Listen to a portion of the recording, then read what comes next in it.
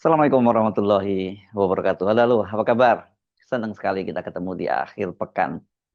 Ini hari Sabtu ya, kan? Hingga hari ini, hari Sabtu 10 Januari 2025 atau berselang 2 hari sejak pertemuan antara Ketua dan anggota tim pembela ulama dan aktivis Egy Sujana, Damai Hari Lubis dengan mantan Presiden Jokowi, itu masih menjadi topik pembahasan yang paling hot ini di berbagai media dan media sosial, apalagi kalau Anda menyimak di WhatsApp grup.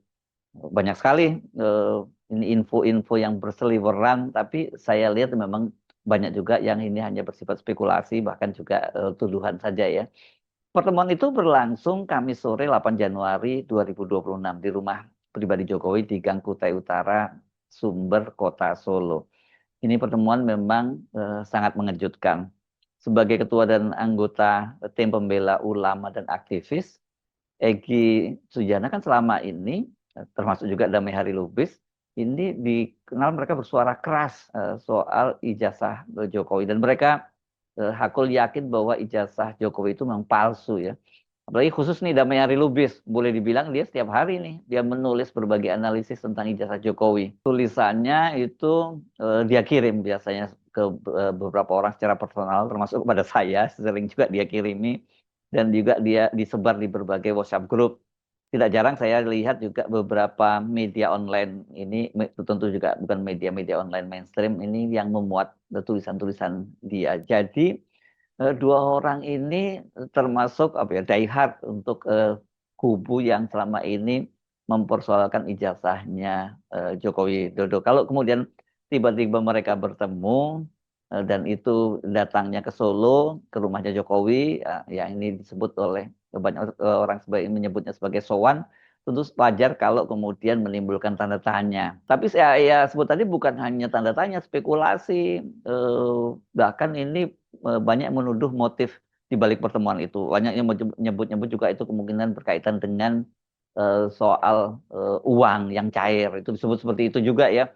Tapi kalau kita menyimak sebelumnya dari pernyataan pengacara Egy Sujana, yakni Elida Neti, ini kan dia tadinya berharap agar pencekalan terhadap Egy Sujana itu dicabut karena Egy Sujana itu perlu berobat ke luar negeri. Dia menderita sakit yang cukup serius kelihatannya seperti itu ya. Nah, sekarang ini sedikit demi sedikit mulai terungkap kronologi pertemuan, apa yang mereka lakukan dan apa yang mereka bicarakan. Kalau menurut ajudan Jokowi, Komisaris Polisi Syarif Fitriansah yang memberi keterangan secara resmi, pertemuan itu kan merupakan silaturahmi. Kemudian muncul penjelasan dari Muhammad Rahmat, ini Sekjen Rejo, relawan Jokowi, yang bersama Ketua Umum Rejo, Darmizal, ini ikut menemani Egy dan Damai Hari Lubis ke Solo. Tapi satu hal yang sangat mengejutkan, itu terungkap, Egy dan Damai Hari Lubis itu selain ditemani pengacara dan relawan Jokowi, katanya ternyata mereka juga ditemani 2 orang penyidik Polri. Fakta hadirnya 2 orang penyidik itu diungkap oleh wartawan Sentana TV Michael Sinaga berdasarkan keterangan dari Egy Sujana. Jadi kawan kita yang 2 itu datang ke rumah Jokowi. Ya. Nah, tapi sebelum saya cerita, mau saya cerita dulu atau? Cerita aja. Cerita ya. Iya. Oke. Jadi, tapi Bang Rismo nih nanti yang melengkapi siapa nama orangnya ya. Karena dengar juga tadi. Dia dengar juga waktu saya nelpon. Nah, jadi Bang Egy itu dengan Damai Hari Lubis kan diberitakan oleh ajudannya Jokowi menemui wartawan Kompol Syarif. Saya lupa nama-namanya, ini lebih hafal beliau-beliau lah. Dan di keterangannya itu katanya bersama dengan Ketua Relawan Rejo. Betul. Itu sih saya lupa. Ada lagi Rejo. Ada Rejo. Jadi sama Rahmat. Rejo Rahmat. Ada Rejo, ya, dan satu lagi orangnya namanya Rahmat. Mungkin itu disiapkan, siapa tahu Joman ketua umumnya kenapa-napa. Soalnya udah mau tersangka benar lagi ketum Joman ya. Iya. Gara-gara laporannya Pak Roy dan saya ya. Ikuti aja proses hukum. Ikuti aja. Iya. Lanjut. Jadi mereka bersama-sama ke dalam, ternyata ada Orang lain. personil kepolisian Aktif yang menemani mereka ke Ya, rumah Joko Widodo. Ini rakyat harus tahu nih ya, dan Pak Presiden juga harus tahu bahwa ada menurut pengakuan, Mas. menurut pengakuan nggak apa-apa ya, makanya dia harus bertanggung jawab dengan pengakuan itu karena ada sosok ya, kita nggak menakut oknum ya, sosok aja deh. Seorang sosok. Bukan seorang, 2 orang. Oh 2 orang, betul 2 orang sosok. Satu orang penyidik, satu orang bosnya. Udah makin jelas. Udah nggak usah lah kita ini kan. Okay. Nah sampai situ aja. Berarti kan ternyata ada sesuatu mediasi antara. Dan saya kenal dua-duanya itu. Oh kenal ya? Wah itu dia. Kayaknya saya juga kenal. Saya dikirimi video tadi oleh Roy Suryo karena di situ tadi kan Roy Suryo juga tampil berempat bersama dengan Rismond. Dan setelah saya simak, setidaknya membuat kita itu mulai mendapat gambaran secara utuh. Apa sesungguhnya yang terjadi, apa yang mereka bicarakan, dan apa kira-kira implikasinya secara hukum dan politik. Mari kita bahas satu persatu. Yang pertama tadi penjelasan dari dari penjelasan ajudan Jokowi, Komisaris Polisi Syarif Fitriansah. Dia waktu itu hanya menyatakan, iya betul, sore hari ini Bapak Joko Widodo telah menerima silaturahmi dari Saudara Egy Sujana dan Saudara Damai Hari Lubis. Mereka didampingi Saudari Elida Neti selaku kuasa hukum Saudara Egy Sujana. Pertemuan tersebut turut didampingi oleh Bapak Darmizal selaku Ketua Umum Relawan Jokowi Rejo dan Bapak Rahmat selaku Sekretaris Jenderal Rejo. Dari penjelasannya Syarif yang disampaikan secara tertulis, memang itu merupakan konfirmasi yang pertama bahwa benar Egy Sujana dan Damai Hari Lubis itu menemui Jokowi di rumahnya. Sebelumnya soal ini menjadi rumor politik yang panas karena wartawan saat peristiwa terjadi tidak diperbolehkan mendekat ke rumah Jokowi. Bukan hanya wartawan tapi warga juga tidak boleh mendekat. Ini nggak biasa-biasanya seperti itu. Dan mereka itu hanya bisa memantau melalui mulut gang masuk ke rumah Jokowi.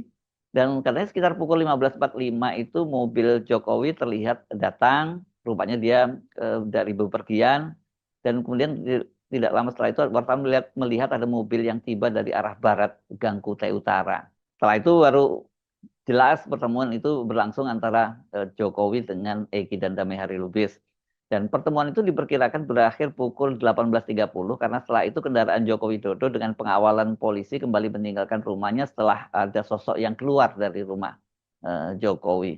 Itu versi pertama dari Kompol Syarif Fitriansah, ajudannya Jokowi. Jadi clear memang ada pertemuan. Tapi di situ kan hanya disebutkan didampingi oleh Ketua dan Sekjen Rejo, relawan Jokowi. Yang kedua, ini keterangan dari Sekjen Rejo, Muhammad Rahmat. Ini dia membuat video penjelasannya. Nah, kalau versi Rahmat ini lebih detail. Dia mengaku bersama Ketua Umum Rejo Darmizal dan Elida Neti mendampingi Egy dan Damai Hari Lubis menemui Jokowi. Ketika bertemu dengan Egy dan Damai Hari Lubis, itu Jokowi itu berpelukan dan Egy itu menyerahkan sebuah buku. Pak Egy Sujana menutup pertemuan dengan memimpin doa. Beliau mendoakan Bapak Jokowi dan keluarga agar selalu sehat, sukses, serta berada dalam lindungan Allah Subhanahu wa Ta'ala. Itu kata Rahmat. Rahmat menambahkan pertemuan tersebut tidak didokumentasikan dalam bentuk foto maupun video karena berlangsung secara terbatas dan tertutup.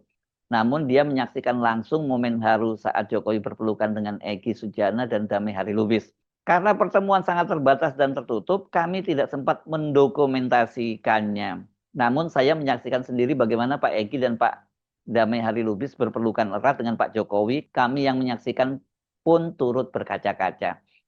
Oke, penjelasan ini agak aneh sih, walaupun kita terima saja lah. Karena jarang sekali orang itu sekarang bertemu seseorang tidak didokumentasikan. Karena dengan gadget itu kan gampang. Kecuali kalau dilarang membawa gadget ya masuk ketika bertemu Jokowi. Jadi memang sengaja pertemuan ini tidak didokumentasikan. Ya. Jadi bukan karena terbatas maupun tertutup. Ada yang menarik soal pertemuan versi Rejo itu. Mereka berpelukan, ini kata Rahmat tadi. Ini jelas kalau Pak Jokowi itu berpelukan, ini peristiwa langka. Karena sejak sakit, Joko Widodo tidak pernah bersalaman dengan orang yang bertemu dengannya. Bahkan ketika bertemu Presiden Prabowo pun salamannya, tangannya tidak saling menyentuh, apalagi berpelukan. Ya. Salaman begini aja nih, apa ya? Salaman syar'i ya berarti ya.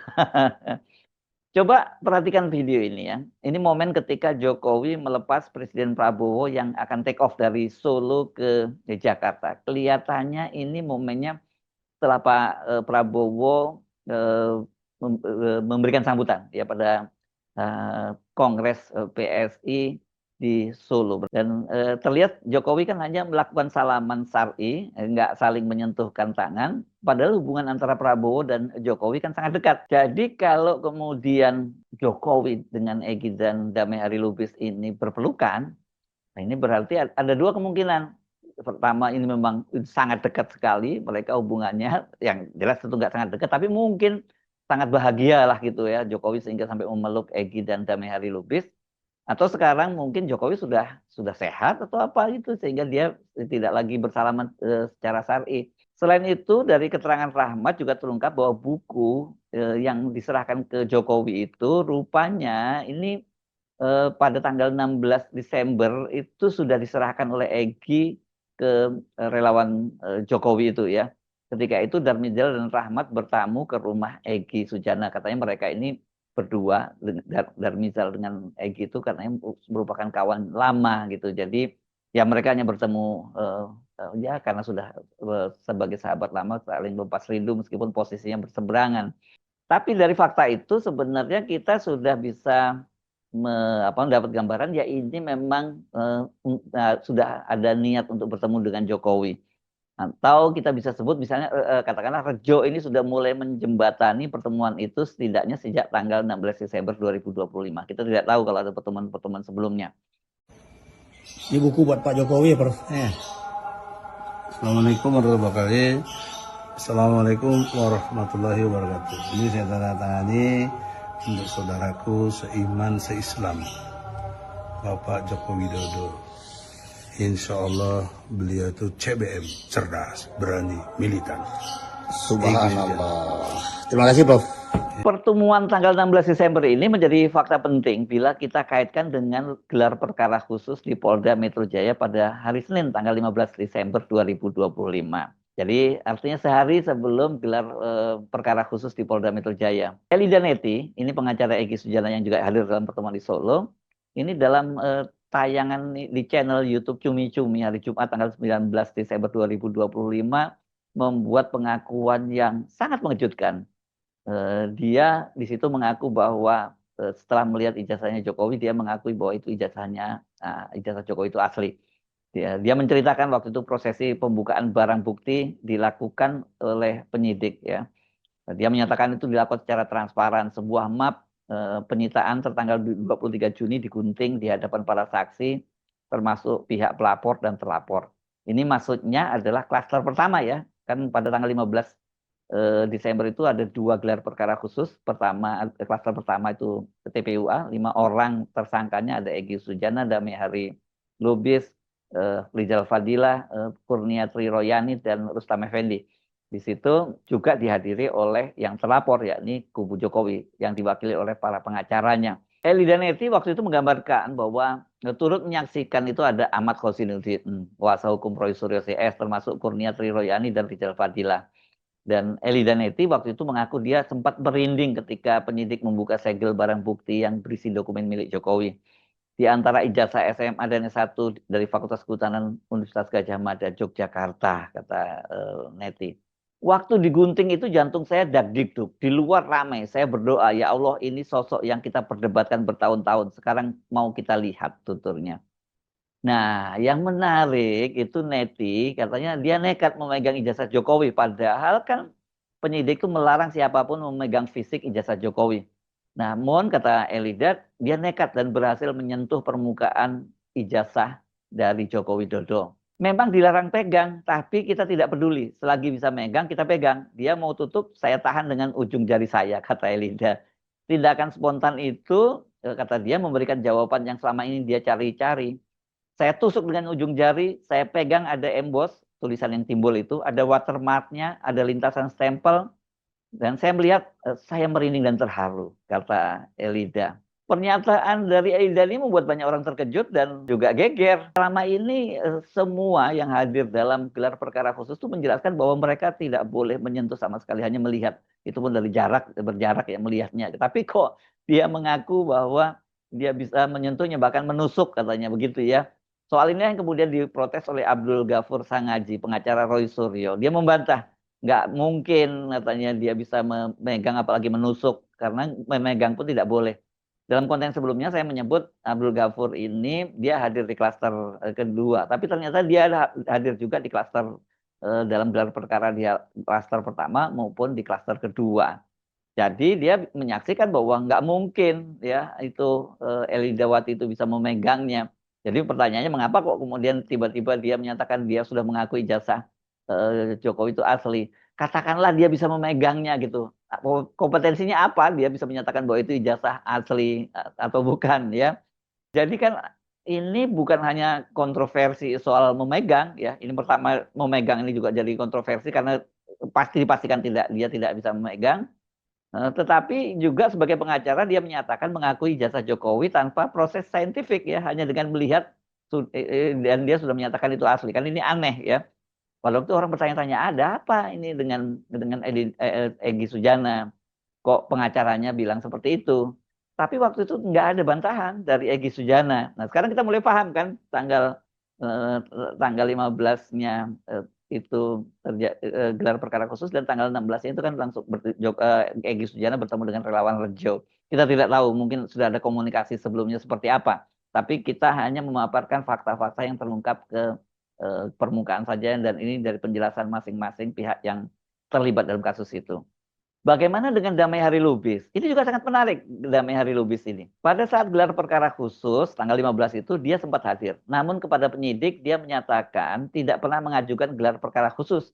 Kenapa kok dia diundang? Karena itu dia kemudian minta izin tidak mengikuti gelar perkara khusus dan dia meninggalkan ruangan. Keluarnya Damai Hari Lubis ini membuat salah satu pengacara tim pembela ulama dan aktivis, Jack Aspardi Piliang, mengaku terkejut. Saya pribadi sudah curiga dia masuk angin, katanya sambil tersenyum.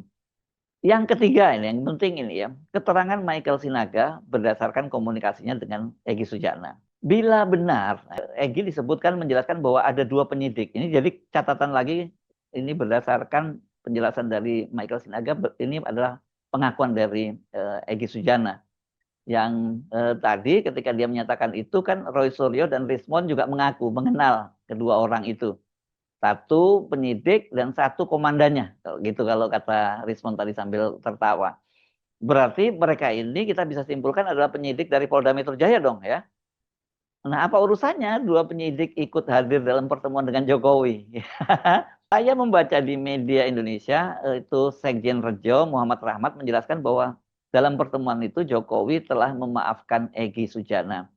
Pak Jokowi memberikan maaf kepada Pak Egy Sujana dan Pak Hari Damai Lubis dan berharap Polda Metro Jaya dapat mempertimbangkan status tersangka untuk dicabut. Ini sebenarnya yang betul kan namanya Damai Hari Lubis ya, tapi dia menyebutnya Hari Damai Lubis, Damai Hari Lubis. Memang ini kalau ini orang bisa jumbuh namanya begitu ya. Nah kalau benar seperti yang dikatakan Rahmat, ini saya bacanya di media Indonesia dikutipnya ya.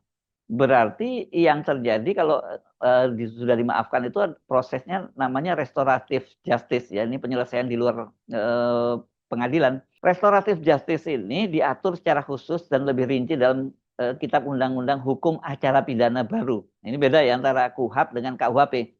Kalau KUHP itu kan nomor 1 tahun 2023, kalau ini KUHP itu nomor 20 tahun 2025.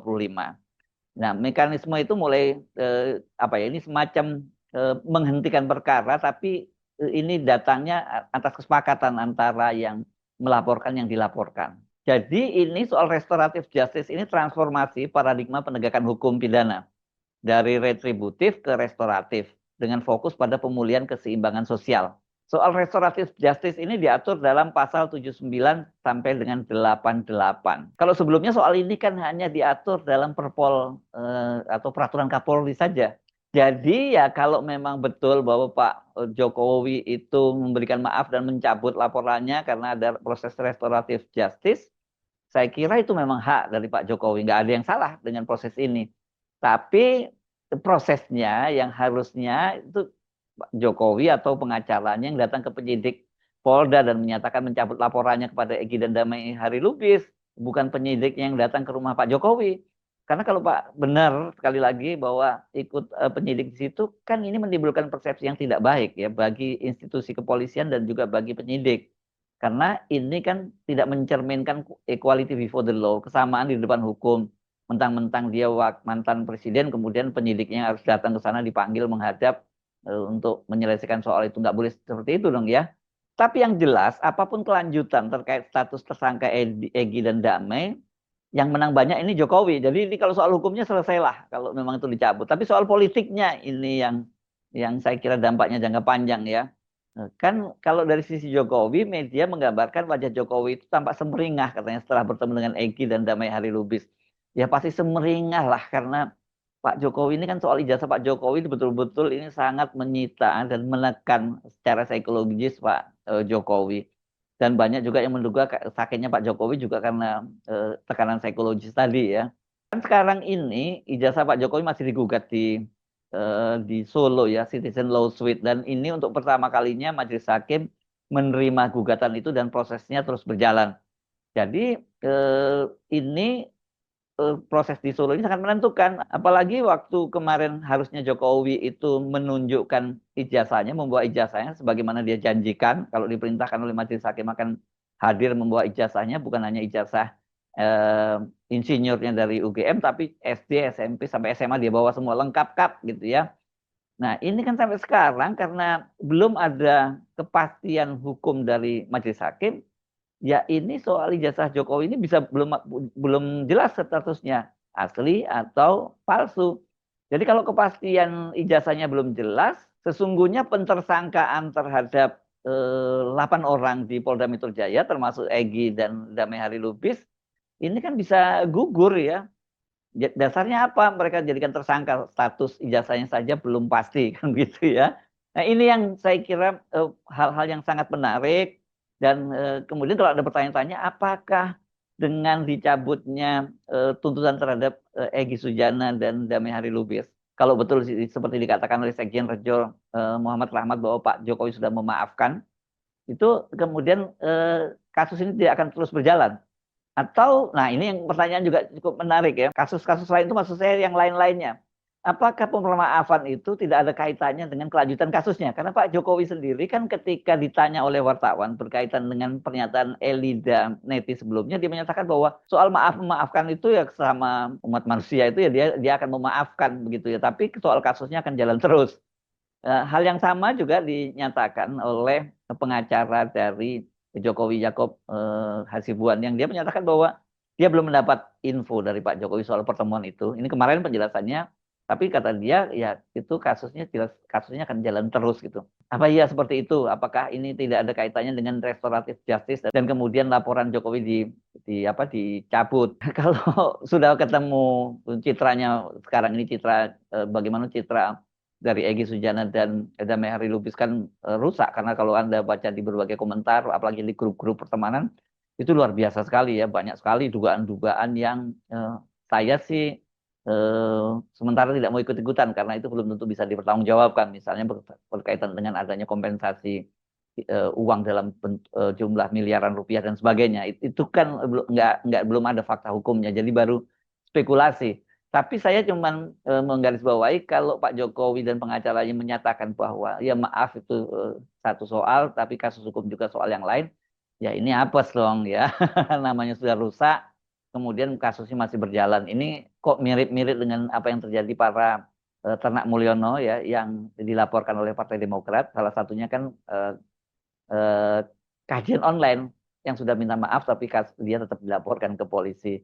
Apakah itu yang akan terjadi pada Egy Sujana dan Damai Hari Lubis, atau betul seperti yang dikatakan dia sudah dimaafkan seperti dikatakan oleh Sekjen Rejo dan kemudian ada proses restoratif justice, artinya ini Egy bukan hanya kemudian cekalnya dicabut seperti yang disampaikan yang diinginkan oleh Egy menurut pengacaranya Elida Neti, tapi kasusnya juga tidak berlanjut karena kata Neti kan Egy itu sekarang sedang sakit cukup serius dan dia perlu berobat ke luar negeri.